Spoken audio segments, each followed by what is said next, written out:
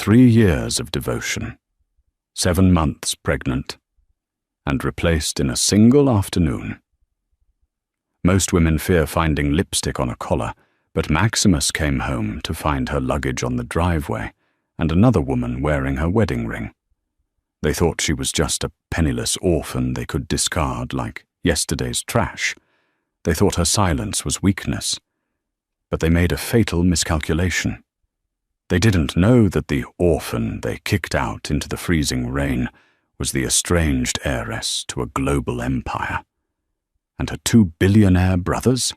They just got the phone call that's going to burn the Sterling family legacy to the ground.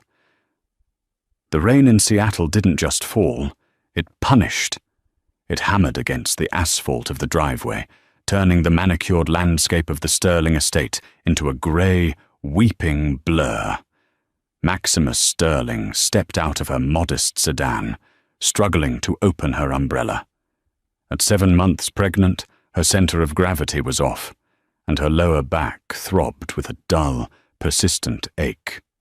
She had spent the morning at St. Mary's Charity Hospital, not the private clinic her mother-in-law Martha preferred, waiting for a routine checkup. She was tired, her ankles were swollen, and all she wanted was a cup of tea and to curl up in the library. But as she waddled toward the massive oak front doors, she stopped. There were suitcases on the porch, 4 of them. Beat-up, vintage leather suitcases that she recognized instantly. They were the ones she had moved in with 3 years ago, the ones she had bought at a thrift store in Chicago when she was pretending to be a nobody. "What on earth?" she whispered, the cold wind whipping her wet hair across her face. The front door opened before she could reach for her keys. Martha Sterling stood there. The matriarch of the Sterling shipping dynasty was dressed in a sharp, slate-grey Armani suit, her silver hair coiffed into an immovable helmet of authority.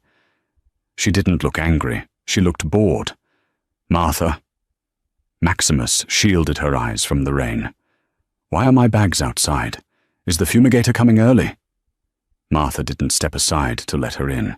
She simply crossed her arms, a diamond tennis bracelet glittering coldly under the porch lights. "No, Maximus, the fumigator isn't coming. The trash collector is." Maximus blinked, a nervous chuckle escaping her lips. "I don't understand."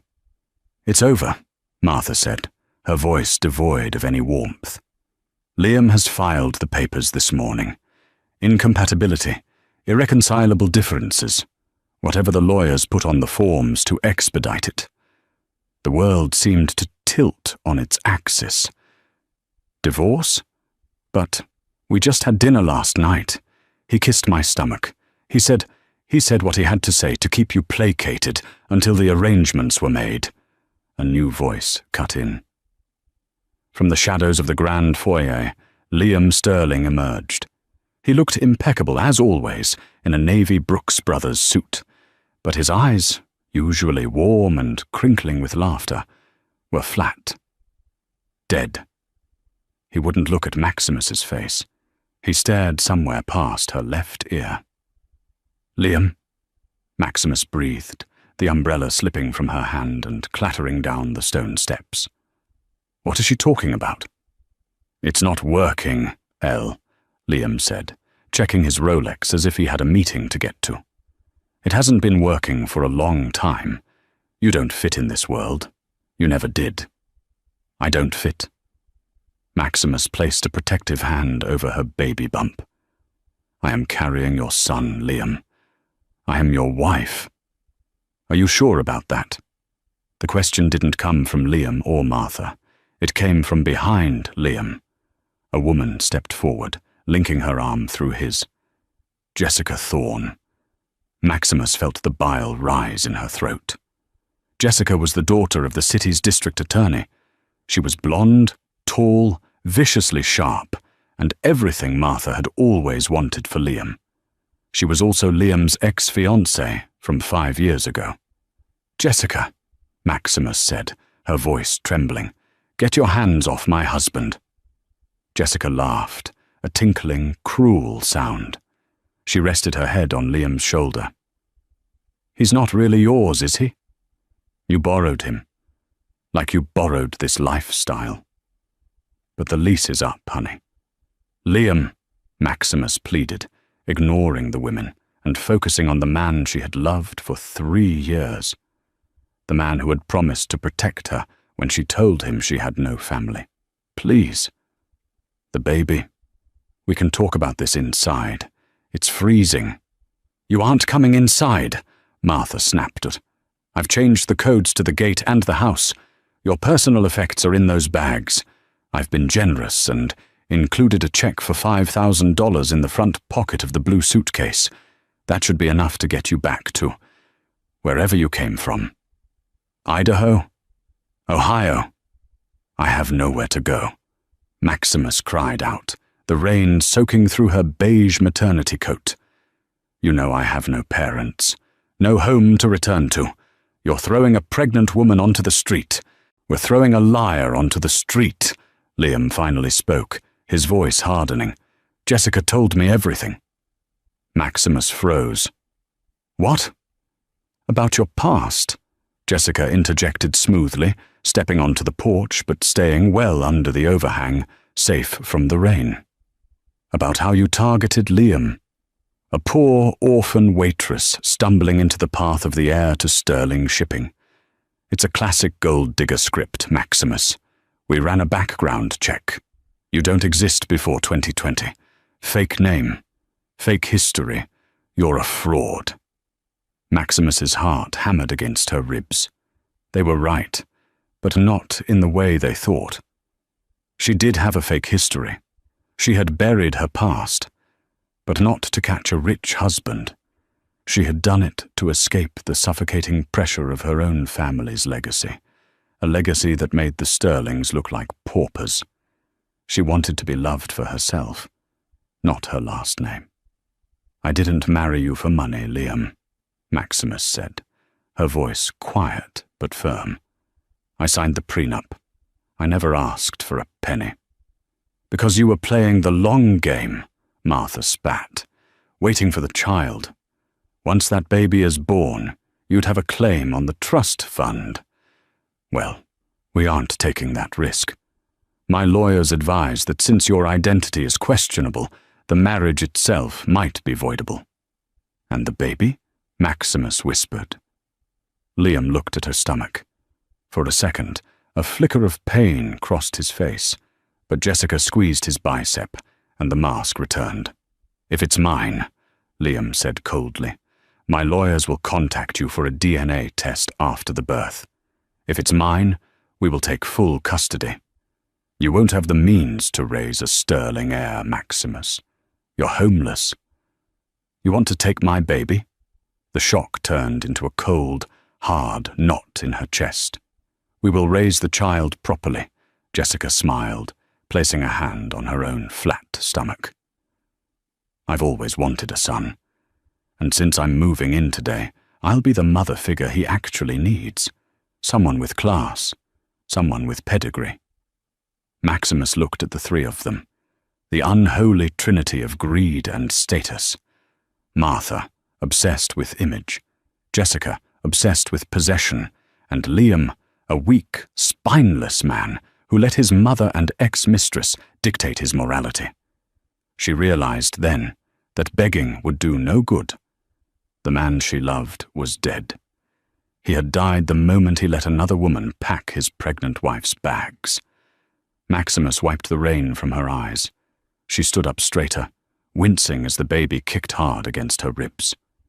You're right, Martha, Maximus said, her voice surprisingly steady, cutting through the sound of the storm. I don't fit in this world, because this world is small and cruel and cheap. Cheap, Martha scoffed. This estate is worth $20 million. Maximus looked at the mansion, then back at them with a look of profound pity. Like I said, cheap. She turned to Liam. You will never see this child. You forfeited your right to be a father the moment you put those bags outside. Remember this moment, Liam. Because when you're begging God for a second chance, remember that you chose the rain. Get off my property, Martha shrieked, her composure cracking at Maximus's insolence. Before I call the police and have you arrested for trespassing. Maximus didn't look back. She grabbed the handles of 2 suitcases, struggling to drag them down the wet driveway. She had to make 2 trips. No one helped her. She could feel their eyes burning into her back as she loaded her old car.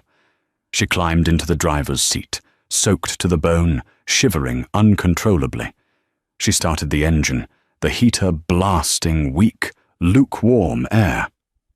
As she drove through the iron gates of the Sterling estate for the last time, her phone buzzed on the passenger seat. A notification from her bank app. Alert. Joint account ending in 4490 has been closed. Balance, $0.000. They had cut her off completely. She had the $5,000 check in the suitcase, a half tank of gas, and a baby coming in 8 weeks. Maximus drove until she reached a Motel 6 on the outskirts of Tacoma. She paid cash for a room that smelled of stale cigarettes and lemon polish. She sat on the edge of the sagging mattress, staring at the rotary phone on the nightstand. She had promised herself she would never make the call. She had run away 4 years ago to prove she could survive on her own, to escape the shadow of her brothers who controlled half the global economy. She wanted a simple life. A simple love. She looked at her reflection in the cracked mirror. Wet hair, red eyes, swollen face. I tried, she whispered to the empty room. I tried to be normal. She pulled a small, hidden locket from around her neck. Inside wasn't a picture of Liam. It was a micro SD card and a tiny slip of paper with a number written in bold black ink. A number that connected directly to a private satellite line in Zurich. She wasn't ready to call yet. The shame was too great.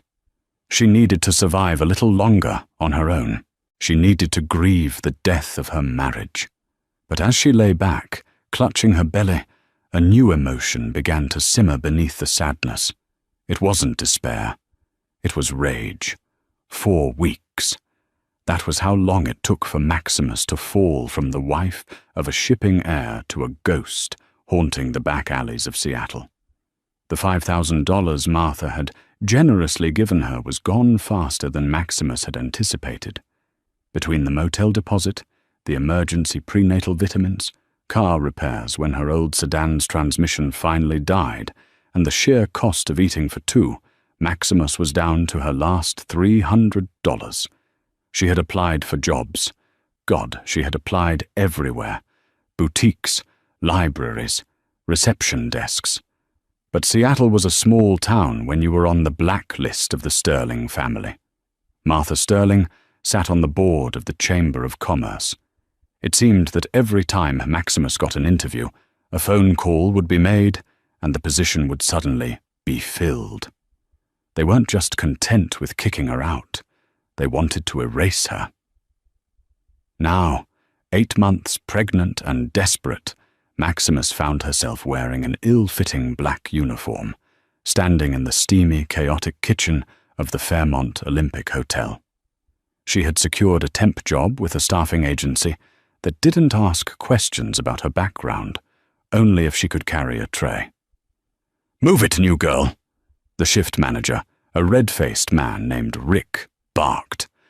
"We're short-handed on the floor. Get those champagne flutes out there." I can't lift the heavy trays too high," Maximus said, wiping sweat from her forehead. Her ankles were swollen to the size of grapefruits, and her back felt like it was being sawed in half. "I'm 8 months pregnant, Rick." "I don't care if you're carrying the Messiah," Rick snapped. "You want the paycheck? You work the floor. VIP guests are arriving in 10 minutes. Get out there." Maximus swallowed her pride. She needed the $150 this shift promised. She needed it for the hospital deposit. She picked up the tray of crystal flutes, her arms trembling, and pushed through the swinging doors into the grand ballroom. She stopped dead in her tracks. The ballroom was draped in silver and navy blue, the corporate colours of Sterling Shipping. Huge banners hung from the ceiling. The annual Sterling Maritime Gala. Fate wasn't just cruel, it was laughing at her. Maximus turned to flee, to run back into the kitchen and quit, but the doors opened, and the guests began to pour in. It was a sea of tuxedos and designer gowns, the flash of paparazzi cameras blinding her. She was trapped. She kept her head down, weaving through the crowd, offering drinks to faceless suits, praying her swollen belly and lack of makeup would make her invisible. She was just a servant now. Furniture.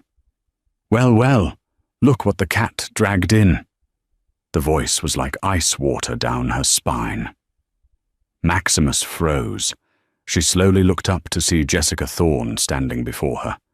Jessica looked radiant in a custom red Valentino gown that cost more than Maximus's entire existence. On her finger sat the massive sapphire ring that had once been on Maximus's hand, the Sterling family heirloom. "Jessica," Maximus whispered, clutching the tray so hard her knuckles turned white. "Please, I'm just doing my job." "Your job?" Jessica laughed, loud enough to attract the attention of the nearby circle. "I thought your job was professional gold digger. Did the market crash?" Liam stepped up beside Jessica. He looked dashing, holding a scotch, laughing at something a business associate said. Then he saw Maximus. His smile vanished. For a moment, Maximus saw shame in his eyes. He looked at her uniform, her exhausted face, the undeniable swell of her stomach that held his child. "Maximus?" he murmured. "What are you doing here?" "Surviving," Maximus said, her voice shaking. "Since you cut off my access to everything."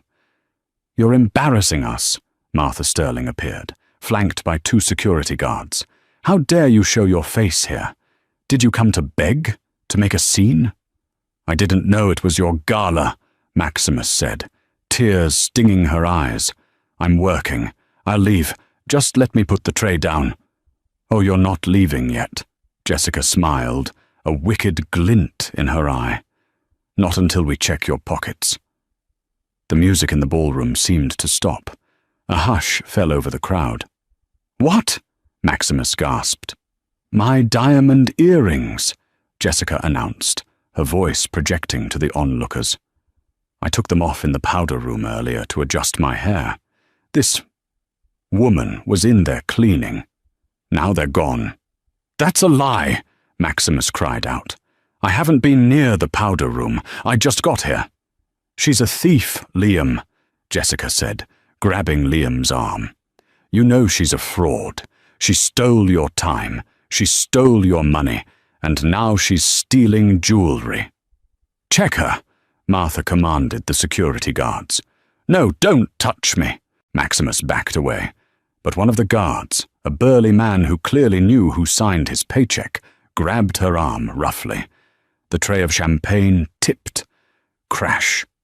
Crystal shattered everywhere. Expensive vintage champagne soaked Maximus's uniform and splashed onto Jessica's red gown. "You clumsy cow!" Jessica shrieked, slapping Maximus across the face. The sound of the slap echoed through the silent ballroom. Maximus stumbled back, her heel slipping on the wet floor. She flailed, trying to catch her balance, but the weight of the baby pulled her forward.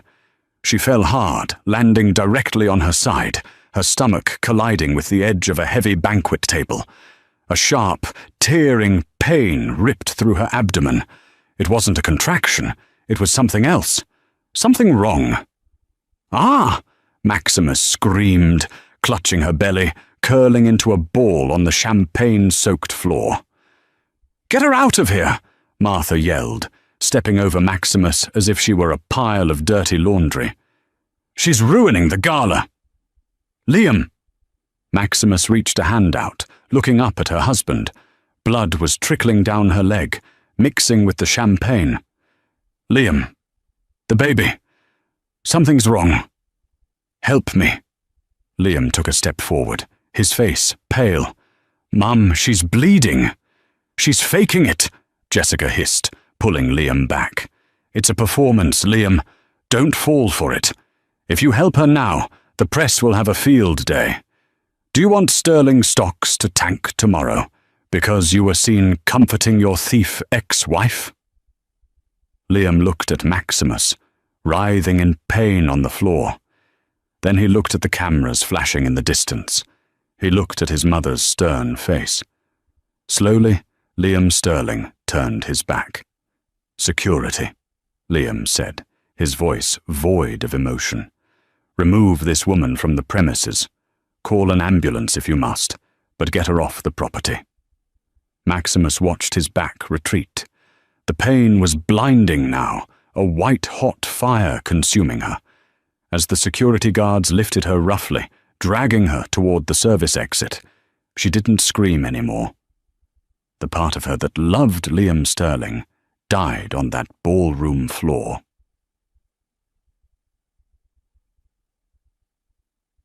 The ambulance ride was a blur of sirens and lights. The paramedics were shouting codes she didn't understand. "BP is dropping, 80/50. Fetal heart rate is decelerating. We have a placental abruption." She was wheeled into the trauma unit of Seattle Grace Hospital, a public hospital, overcrowded and underfunded. Not the private suite Martha had reserved for her months ago. She was alone. A kind nurse named Sarah held her hand as they prepped her for an emergency C-section. "Honey, do you have family?" Sarah asked gently, wiping blood from Maximus's forehead. "Is there anyone we can call?" "The father?" "No father," Maximus whispered through chattered teeth. "He's dead. Parents? Siblings?" Maximus closed her eyes. The monitor beeped frantically. She felt the darkness closing in. She knew she might not make it. The abruption was severe. She had lost too much blood. "My bag," Maximus gasped, pointing to her plastic belongings bag on the counter. "The locket." Sarah opened the bag and handed her the silver locket. Maximus's fingers, trembling and stained with her own blood, pried it open. She pulled out the tiny micro SD card and the slip of paper. "Phone!" Maximus wheezed. Sarah handed her the hospital room phone. Maximus dialed the number. Her vision was tunneling. 1 ring, 2 rings. Click. "Secure line. Identify." A deep, distorted voice answered. It wasn't a receptionist. It was a voice that sounded like gravel and gun smoke. "Code. Black. Swan," Maximus whispered, the tears finally falling. "This is Maximus. Valerius." There was a silence on the other end, so profound it felt like the world had stopped spinning. The name Valerius hadn't been spoken in 4 years. It was a name that made governments nervous. A name that owned half of Europe's underworld and a third of its legitimate banking. Maximus? The voice modulator was turned off. The voice was human now, deep, rich, and trembling with shock. It was Dante, her oldest brother. "Elle, is that you? We've been looking for you for 4 years. We thought you were dead." "Dante," Maximus sobbed, her strength fading rapidly. "Seattle. General Hospital. They hurt me, Dante. They took everything. I'm dying. Save my baby." "Who?" Dante's voice shifted. It wasn't shock anymore. It was the low growl of a predator who just found prey. "Who hurt you?" "Sterling," Maximus breathed out, the darkness finally taking her. "The Sterling family." The phone slipped from her hand and dangled by the cord. On the other end, in a penthouse overlooking the skyline of Monaco, Dante Valerius stood up slowly. He was 6'4" of pure muscle and tailored Italian wool.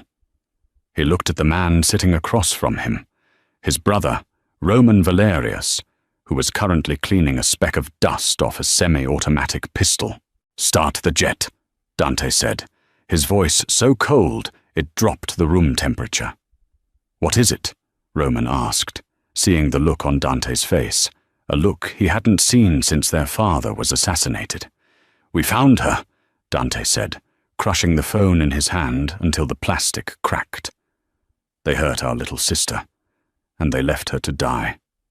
Roman stopped cleaning the gun. He stood up, his dark eyes turning pitch black. "Sterling. Sterling," Dante confirmed. Roman walked to the window, looking out at the night. "Burn it down. Burn it all down." The next 24 hours in Seattle were grey and rainy, business as usual. But in the invisible corridors of power, the air pressure had changed. At the Sterling estate, Martha and Jessica were having a celebratory brunch. The gala had been a success despite the incident. They had spun the story to the press. Deranged ex-wife crashes gala, drunk and disorderly. The tabloids were eating it up. "It's finally done," Jessica sighed, sipping a mimosa. "She's out of the picture. I heard she's in critical condition at the county hospital. Even if the brat survives, Child Protective Services will take it. She has no home, no income, and a record of instability." Liam sat silently at the end of the table, staring at his coffee. He couldn't get the image of Maximus bleeding on the floor out of his head. "Cheer up, darling," Martha said, buttering a scone. "You did the right thing. You protected the family name." Suddenly, a low rumble began to shake the fine china on the table. It grew louder, a rhythmic, thumping sound. "Is that thunder?" Jessica asked, looking at the window. The rumble became a roar. Liam stood up and walked to the French doors. He looked up. 3 massive black helicopters were descending from the grey clouds. They weren't news choppers. They were military-grade Sikorsky S-766, painted matte black with no markings except for a silver V on the tail. "What the hell?" Liam muttered. The helicopters didn't respect the property lines. They hovered directly over the Sterling estate's manicured lawn, the wind from their rotors tearing up Martha's prize-winning rose bushes and sending patio furniture flying. "My roses!" Martha shrieked, running to the window. "Call the police! This is trespassing!" The lead helicopter touched down right in the center of the driveway, blocking the exit. The other 2 hovered like birds of prey. The side door of the lead chopper slid open. A ramp extended. First came the guards, 4 men in tactical black suits, wearing earpieces and carrying weapons that were definitely not legal for civilians. They fanned out with military precision, securing the perimeter. Then, 2 men stepped out. They moved with a synchronized, predatory grace. They wore suits that cost more than the Sterling's annual operating budget, bespoke Tom Ford, cut to hide the holsters beneath. One had hair as black as a raven's wing and eyes like ice. Dante Valorius. The other had lighter hair, buzzed short, and a scar running through his eyebrow. Roman Valerius. They walked toward the front door of the Sterling mansion, not like guests, but like conquerors coming to claim a debt. "Who are these people?" Jessica's voice trembled. The front door exploded open. Not unlocked, kicked in. The heavy oak doors splintered inward. The maids screamed and ran. Dante and Roman stepped into the foyer, rain dripping from their shoulders. They didn't look wet. The rain seemed to fear touching them.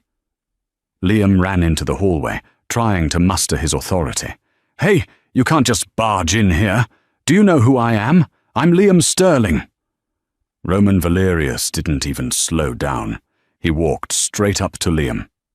"Liam Sterling," Roman said, tasting the name like it was poison. "Yes, and I will have you." Roman's fist moved so fast it was a blur. A sickening crack echoed through the house as his knuckles connected with Liam's jaw. Liam crumbled to the floor, unconscious before he hit the marble. "Liam!" Martha screamed, rushing forward. "You animals!" Dante stepped in front of Martha, looming over her. He didn't yell. He spoke in a whisper that was terrifyingly calm. "My name is Dante Valerius. The man on the floor is lucky my brother only used his hand." Martha froze. The color drained from her face. Even in Seattle, the name Valerius was whispered with fear. They were European royalty of the darkest kind. Oil, shipping, weapons, tech. They were the whales that ate the sharks. "Valerius?" Martha stammered. I don't understand. What do you want with us?" "You have something that belongs to us," Dante said, looking around the opulent house with a sneer of disgust. "You broke our sister." "Sister?" Jessica squeaked from the doorway, trembling. "We don't know your sister." Dante turned his gaze to Jessica. She felt like a deer in the sights of a rifle. "Maximus," Dante said. "Maximus Valerius. You know her as Maximus Sterling. The woman you threw out into the rain. The woman you framed. The woman who is currently fighting for her life because of you." The silence that followed was heavy enough to crush bones. Martha's mouth opened and closed. "Maximus? Maximus is a Valerius? But she said she was an orphan. She was poor. She ran away to find a life where people didn't bow to her." Roman spat, stepping over Liam's unconscious body. "She wanted to be loved for who she was, not for our money. She chose this pathetic excuse for a man." He kicked Liam's leg. "And you treated her like garbage." "We didn't know," Martha cried, panic setting in as she realized the magnitude of their mistake. They hadn't just kicked out a nobody. They had declared war on a nuclear superpower. "Ignorance is not an immunity," Dante said, checking his watch. "Our lawyers are currently buying your bank. Not your bank account. The bank itself. In about 10 minutes, every credit card you own will decline. Your assets are being frozen as we speak." "You can't do that," Jessica cried. "We just did," Roman smirked. "But that's just the money. That's boring. We're here for the personal touch." Dante pulled out a phone. "The hospital. How is she?" He listened for a moment, his face softening, then hardening again. He hung up. "She's out of surgery. She's alive. The boy is in the NICU." Dante looked at Martha and Jessica. "You have 1 hour to pack a bag. 1 bag each, just like you gave her." "And go where?" Martha whispered. "I don't care," Dante said, turning to leave. "But if I see you in Seattle by sundown, I will let Roman finish what he started." As the brothers walked back toward the shattered door, Dante paused and looked back at the unconscious Liam. "Oh, and tell him when he wakes up," Dante said. "He wanted a DNA test? He'll get one. And once we prove that boy is his, we will sue him for child abandonment, negligence, and emotional distress. He will never see that child. The Valerius bloodline is closed to traitors." The brothers walked out into the rain, leaving the Sterling dynasty in ruins behind them. Seattle General Hospital was no longer a public facility. At least not the 4th floor. Within 2 hours of the phone call, the Valerius organization had effectively rented the entire maternity wing. Private security contractors replaced the hospital rent-a-cops. The nurses who were allowed to stay had signed non-disclosure agreements that carried penalties steeper than the GDP of a small country.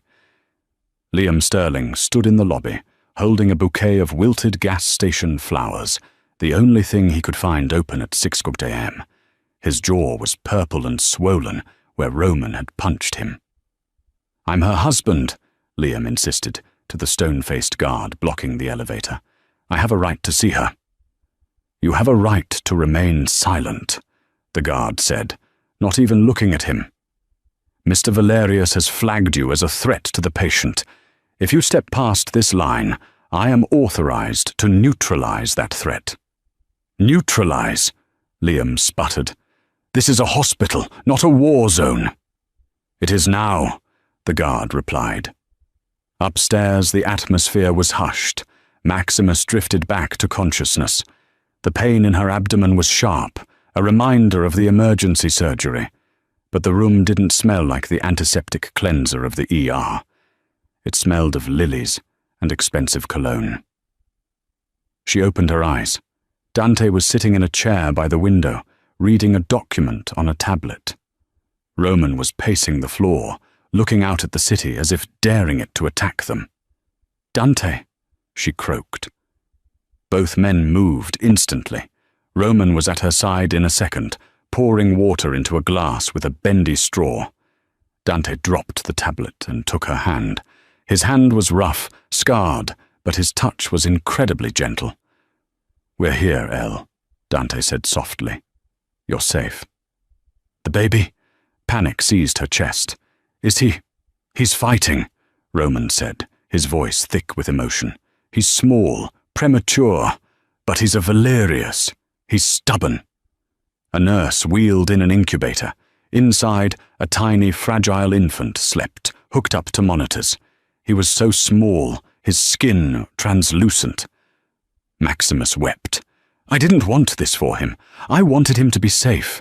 I wanted him to be normal." "Normal is a myth," Dante said, wiping a tear from her cheek. "You tried normal, Elle, and normal left you bleeding on a ballroom floor." Maximus looked at her brothers, the guilt washing over her. "I ran away because I was scared. I didn't want the life, the bodyguards, the enemies, the darkness. I thought if I became Maximus Sterling, nobody, I could be happy." "We aren't angry you left," Roman said, though his eyes burned with intensity. "We're angry you didn't call us sooner. We would have bought the city for you. Instead, you let these insects treat you like a beggar." "They didn't know," Maximus whispered. "They know now." Dante's voice dropped an octave. "And they're going to wish they had never learned the alphabet." "Liam?" Maximus asked, the name tasting like ash. "Downstairs," Roman sneered, trying to play the concerned father. "Do you want to see him?" Maximus looked at her son in the incubator. She remembered the rain. She remembered the suitcases. She remembered Liam turning his back as she bled.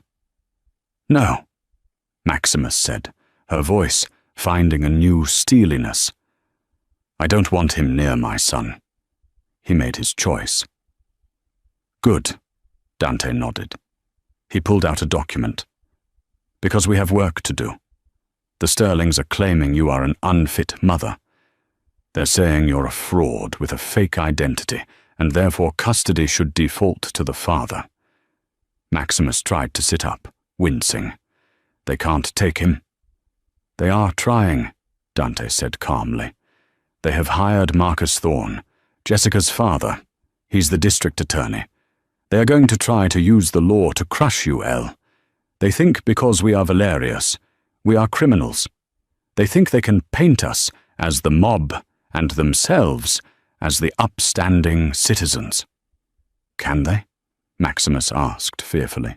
Roman cracked his knuckles, a shark-like grin spreading across his face. "Let them try. They're bringing a lawsuit to a gunfight." 3 days later, the war moved from the hospital to the boardroom. The Sterling family was not used to losing. Martha Sterling, recovering from the shock of the helicopter invasion, had rallied her forces. She was sitting in the plush conference room of Thorne and Associates, the most shark-infested law firm in Seattle. Jessica was there, pacing nervously. Liam sat in the corner, looking like a man who was slowly realizing he was the villain in his own story. Marcus Thorne, the district attorney and Jessica's father, threw a file onto the mahogany table. "It's tricky," Marcus grunted. He was a heavy-set man with a face like a bulldog and morals to match. The Valerius brothers. I've run their names through Interpol. They're clean, disturbingly clean. They run a dozen legitimate conglomerates. Shipping, tech, pharmaceuticals. But we all know the rumors. They are the underworld. Rumors don't hold up in court, Liam muttered. They do if we spin it right, Jessica snapped. "Maximus lied on our marriage license. She used a fake name. That makes the marriage fraudulent. That makes her a liar. We paint her as an unstable con artist who infiltrated a good family. We paint her brothers as foreign gangsters coming to steal an American heir." "The American heir angle plays well with the press," Martha mused, tapping her manicured fingernails on the table. "We need to file for emergency custody, immediate removal of the child from her care." "But the baby is in the NICU," Liam argued weakly. "We can't move him." "We can move him to a private facility we control," Martha corrected. "Once we have the boy, we have the leverage.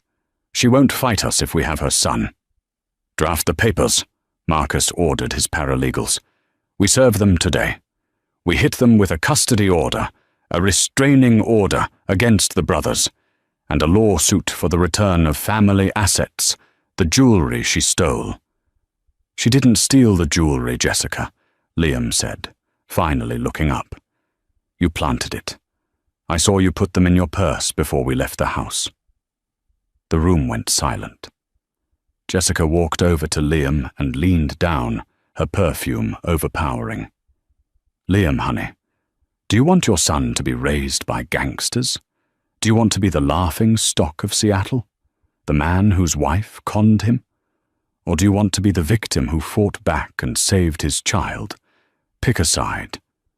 Liam looked at his mother, then at Jessica. He slumped his shoulders. "Just do it." 2 hours later, a process server arrived at the hospital. He was stopped by the private security, but managed to hand the envelope to Roman, who was standing outside smoking a cigarette. Roman opened the envelope. He scanned the legal jargon. Emergency custody hearing. Fraud allegations. Restraining order. He didn't rip it up. He didn't yell. He just smiled. It was a terrifying smile. He pulled out his phone and dialed Dante. "They took the bait," Roman said. "They filed in King County Court. Judge Holloway is presiding." "Perfect," Dante's voice came through the earpiece. "Is everyone in position?" "The board meeting is in 1 hour," Roman confirmed. "Good. It's time to introduce the Sterlings to their new bosses." Across town, at the Sterling shipping headquarters, an emergency board meeting was underway. The company's stock had taken a hit due to the rumors of the Gala disaster, but Martha was confident she could smooth it over. "We just need to reassure the investors," Martha told the room full of nervous board members. "This is a domestic dispute. It has nothing to do with the company's solvency." "Are you sure about that, Martha?" The doors to the boardroom swung open. Dante Valerius walked in. He wasn't wearing a tuxedo this time. He was wearing a navy pinstripe suit that screamed corporate executioner. Behind him walked a team of 5 lawyers, each carrying a briefcase. "Security!" Martha shrieked. "Get him out." "Sit down, Martha," the chairman of the board, an old man named Mr. Henderson, said quietly. Martha looked at Henderson, confused. "What?" "Mr. Valerius has the floor," Henderson said, refusing to meet Martha's eyes. Dante walked to the head of the table. He placed a single folder on the surface. "Ladies and gentlemen of the board," Dante began, his voice smooth and commanding. "As of 9 a.m. this morning, Valerius Global Holdings has acquired a controlling interest in Sterling Shipping." "Impossible," Liam stood up. "We own 51% of the stock. It's a family company." "Correction," Dante smiled. "You owned 51%, but you leveraged 20% of your shares to cover your bad investments in the Asian markets last year, didn't you, Liam? And Martha, you put up another 15% as collateral for your new estate developments." Martha's face went grey. "The bank called in those loans this morning," Dante continued. "And guess who bought the debt?" "We did." Dante leaned forward, placing his hands on the table. We now own 65% of this company, which means, Martha, you are sitting in my chair." "This is a hostile takeover," Jessica gasped from the corner. "No," Dante looked at her with cold amusement. "This is an eviction, just like the one you served my sister." Dante snapped his fingers. One of his lawyers stepped forward and handed papers to Martha and Liam. "Termination notices," Dante explained. "Effective immediately. You are stripped of your titles, your salaries, and your company cars. Security will escort you out of the building. You have 10 minutes to clear your desks." "You can't do this!" Martha screamed, her composure shattering completely. "I built this company." "And you destroyed it the moment you touched a Valerius," Dante said. "Oh, and regarding the custody hearing you filed?" Dante turned to Marcus Thorne, who was shrinking in his seat. "Mr. District Attorney, I have a recording here." Dante held up a small flash drive. "Surveillance audio from the gala. It captures your daughter, Jessica, admitting to planting the jewelry on Maximus. It also captures her admitting to bribing the police chief to ignore the assault report." Jessica froze. "If you proceed with this custody hearing," Dante said, his voice dropping to a whisper, "I will release this to the press, and then I will hand it to the FBI. You will lose your job. Your daughter will go to jail for perjury and filing a false police report, and the Sterlings will be destitute." Dante paused, letting the threat hang in the air. "Or," he continued, "you drop the lawsuit, you sign over full custody to Maximus, and you disappear." The room was silent. The only sound was the hum of the air conditioner and Martha Sterling's ragged breathing. Liam looked at his mother. The empire was gone. The money was gone. The reputation was gone. "Sign it," Liam whispered, defeated. "But," Jessica started. "Sign it," Liam yelled, slamming his hand on the table. "It's over, Jessica. They won." Dante watched as Liam signed the custody waiver with a shaking hand. He watched Martha sign her resignation. He took the papers, checked the signatures, and nodded to Roman, who was standing by the door. "Get them out of my building," Dante said. As the security guards, the same ones who used to work for Martha, grabbed her by the arms to escort her out, Dante called out one last thing. "Martha?" She turned back, tears streaming down her face, a broken woman. "It's raining outside," Dante said, a cruel smile playing on his lips. "I hope you brought an umbrella." 6 months had passed since the hostile takeover. The rain in Seattle was still cold, but for Liam Sterling it felt colder than ever before. He sat on a damp bench in a public park, staring at the grey water of the Puget Sound. His Brooks Brothers suit was long gone, sold to a consignment shop to pay for rent on a studio apartment he shared with his mother. He wore a cheap windbreaker now, the zipper stuck halfway up. The twist he hadn't seen coming wasn't the poverty. It was Jessica. The day after the Valerius brothers stripped the Sterlings of their company and assets, Jessica Thorne had revealed her true colours. There was no baby. There never had been. It was a phantom pregnancy, a strategic lie orchestrated by her and her father to lock down the Sterling marriage before the company hit rough waters. When the money evaporated, so did she. She didn't just leave.